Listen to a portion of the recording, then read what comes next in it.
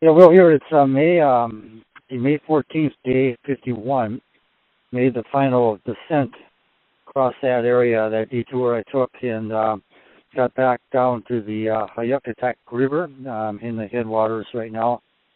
It's kind of a broken record. It was a total whiteout today.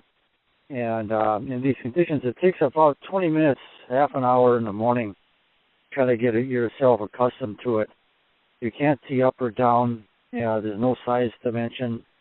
You can see in the distance somewhat, like black rocks and ridges stick out, but it's hard to get a depth perception on that, because sometimes you think you see a ridge and you think, oh boy, you've got a bearing here for another half an hour, and it turns out to be a small rock about 100 feet ahead of you. So it's all confused.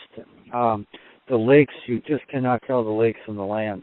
The only way I can tell them on a lake is to look on the GPS. And same thing with a small little stream. You can't see that at all.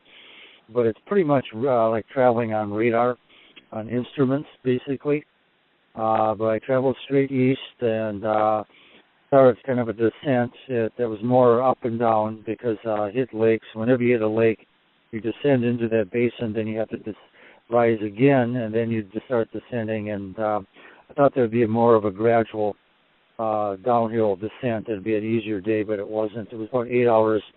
The final drop down to the Hayukatuk was quite dramatic. It was about 300 feet, and I took a kind of a shortcut, a little unknown on getting down, and it was very sharp, more of a gorge ravine type situation. And you have to be very careful in these whiteouts because of your perception. Going uphill is fine because you know if you hit a wall, you're not going to get, nothing happens. But on your descent, there's no way of telling that you're going down. All of a sudden, your canoe will start passing you up, and the sleds pass you up, and that's of course, a sign you're going downhill. So there's no dimension whatsoever like that, and you have to be really, really careful on the descent. I mean, I've done these before, so I know what it's for.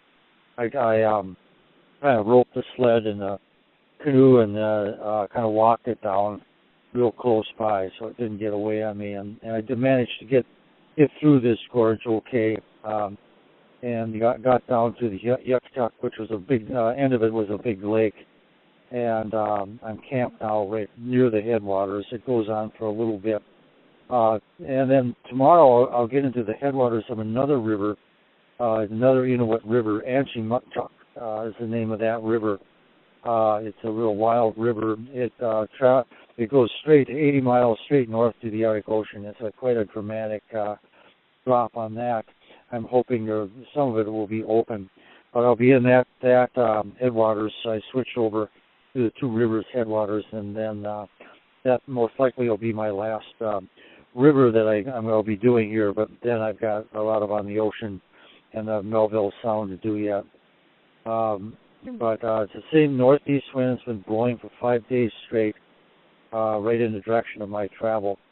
And pretty wind burn right now. You get fried by the sun or frozen or wind right now is the issue, but it's just part of life here.